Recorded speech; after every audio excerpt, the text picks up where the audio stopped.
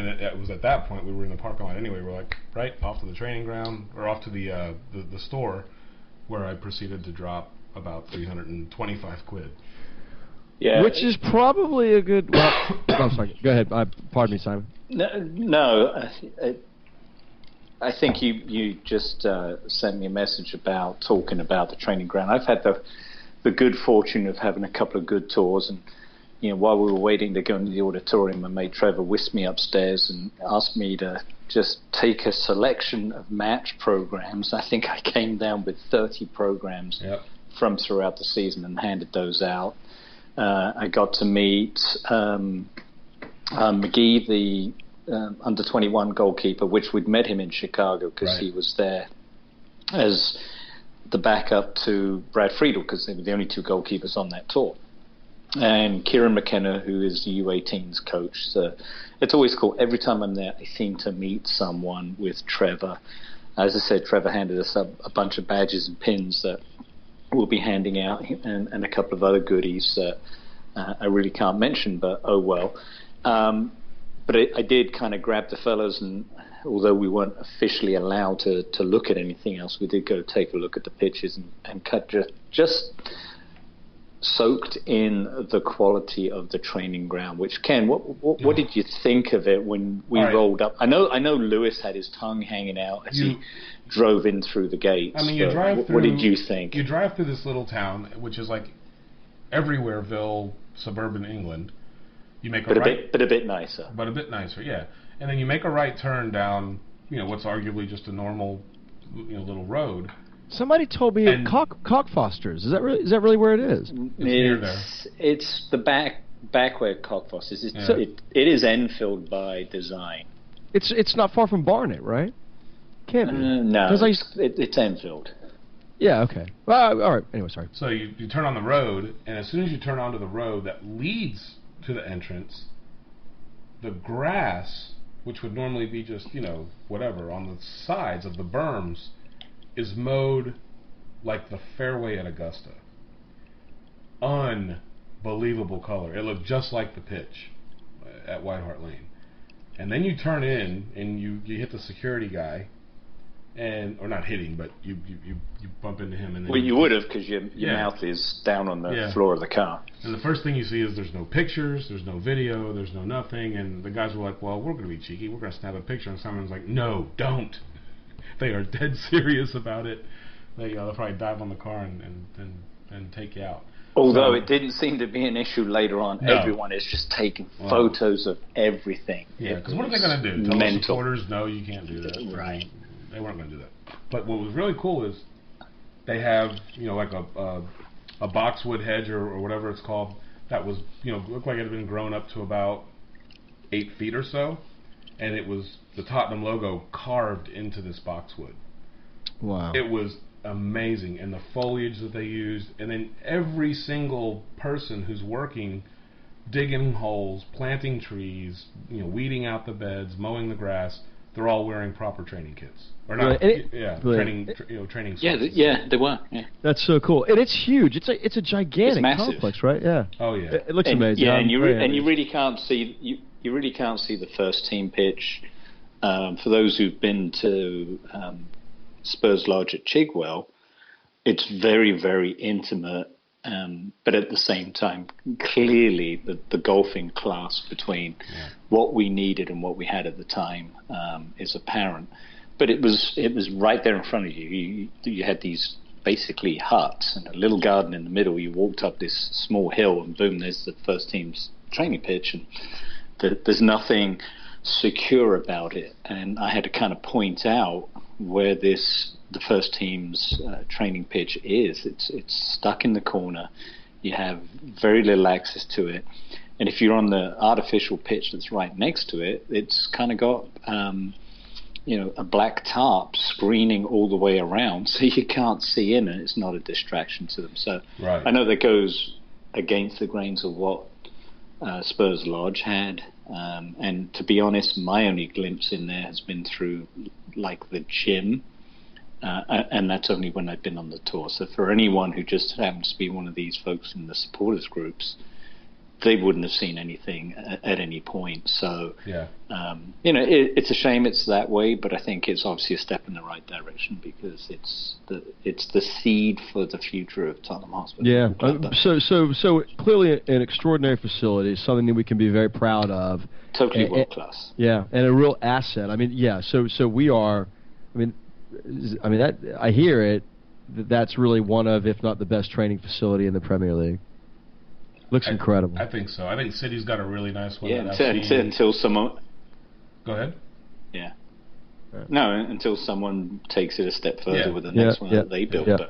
But the cost of that we know was astronomical. Right. Millions of dollars. It was. Yeah, I think it was 30, 40 million pounds. I think is what I've read. So it looks amazing. So that was really cool.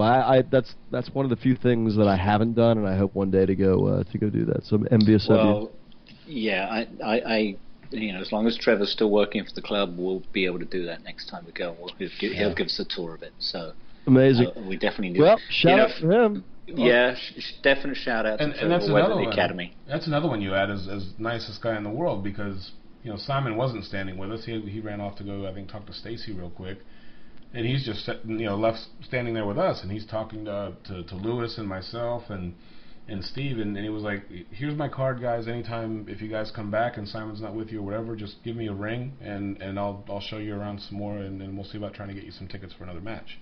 Yeah. Are you kidding me? Well, it's interesting because Lewis, this was only his second time to go to White Hart Lane because he lives in Exeter, and he's got a young family, so it's very hard for him to get away. And he jumped at the opportunity to come up when we had the extra ticket. And last time he went to the lane was for just a pre-season game. So it's his first Premier League game. And Trevor told him the same thing then. Anytime you want to come up, you don't have to be at the lane just because Simon's here. So, right. But he always felt awkward about that. And I says, look, dude, if you still feel awkward and you've got the opportunity, let me know. I'll ask Trevor for you. But, it was truly gracious of Trevor. And I'm forever in his debt, as he'll always say that he's in my debt from when I helped out the club in the Dallas Cup in 2010. But it's a great relationship we have. And it was a pleasure to bump into him. And, he always tries to load me up with stuff, and I always feel guilty. And that's why my luggage was over when I checked in. But it's got to be done. So anyway, we left the training ground, and we just took a short hop to N17. We parked up and went into the Spur shop. Always nice to go in the Spur shop on a non-match day because you can actually see what's for sale, and the staff were very, very friendly that day. I think they might have been overstaffed for a rush for the new strip, but there it was on the back wall. And everybody was really helpful and taking things off hangers. Try it on right here. See what you want. And, so Ken, I defer to you because I've been to the Spurs shop a few times. Your first time in there, and I'd already checked out and was waiting on you while you're still gawking at everything. But tell us what you thought about the Spurs shop. It was like anything else. You walk in and you just have to stop for about 10 seconds and just take it in because you don't know if you're ever going to get a chance to come back. And I don't feel like this was like a one-off for me. I plan on being back, but there's nothing like that first time. And I was just taking mental photographs of everything that I saw to try to see what it was I wanted, to see what it was I wanted to look at. They had little from the smallest little trinkets and figurines to Legends jerseys. I know you bought an older track jacket, the old which one was it? Was it the Lecoq? I think it's Berkey's because it's got holes in the sleeves. I think it's really cool. Yeah. It's the Admiral. It's the Admiral top we had on when they unveiled Ricky and Ossie. And I didn't take it off all weekend. It looks. It was minging when I put it in the washing machine today. It stood up by itself. Yeah, it looked very awesome top. I have to give you a little bit of a compliment, Chairman. You look good with trackie tops on. You got it. I don't know how many you have. I've probably seen you with 4 or 5 of them. I've got a lot. Sure, you do. Some people have like if I see other people wear them, it's like I think of you and I'm like, bitch stole your look. It's like only Chairman looks good in the trackie. Yeah, that Admiral one's flash looking too. It looks good. And I can wear that until the end of time because it's retro. So that was Thursday. So that was Friday, right? That's still Friday. It was a 3-part day. Can we talk about the new kit? Because it was there. That was the opening. You both got it. You know what? When everybody had a question about it, and not everybody likes it or whatever. One of the things that the club explained to us is that when you look at the shield underneath the brass cockerel that overhangs the lane, there are stripes on it. Mm-hmm. And I had tweeted out that the club has announced to us that this is what that classic strip is supposed to remind us of. And it's like the Bill Nicholson cups on last year's shirt with the. I thought that one looked more like a bicycle ran you over than anything else. But when you saw the kit on the mannequin at the supporters luncheon or event that they held for us, it looks so much better in person. And you can see that the third color is silver because it's got the little 1516 tab at the bottom that's silver. There's some silver piping in it. It looks really sharp. It really did. And the club was more than happy to hand them out left and right because the Spurs shop, it didn't take that long to fill up.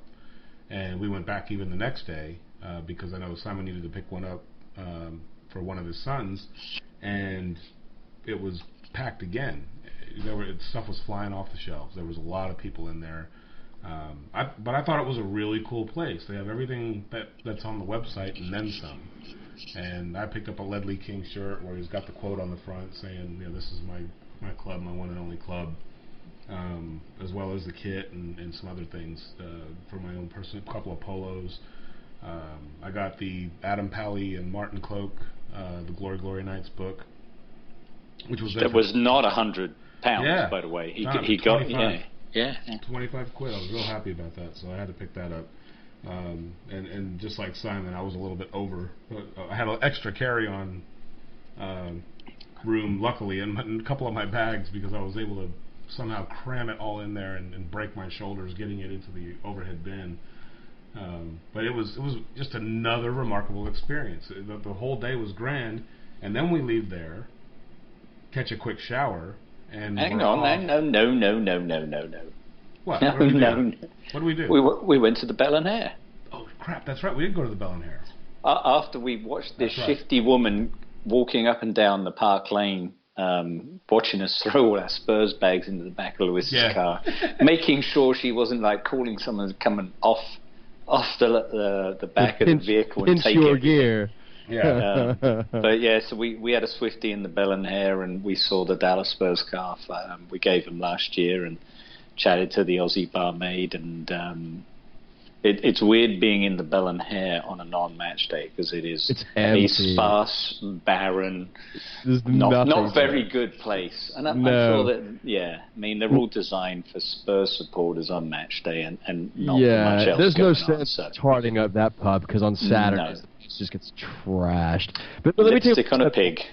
Yeah, absolutely. Well, let me take a quick step back because I, like the both of you, bought the kit, but I Who did? I bought it. I bought it. You guys bought it. Yeah, come on, I saw it. I was excited. But look, I like the kit. I like it because it's regal. I think it's different, and I'm not opposed to doing something different. And you know what? Look, I really don't.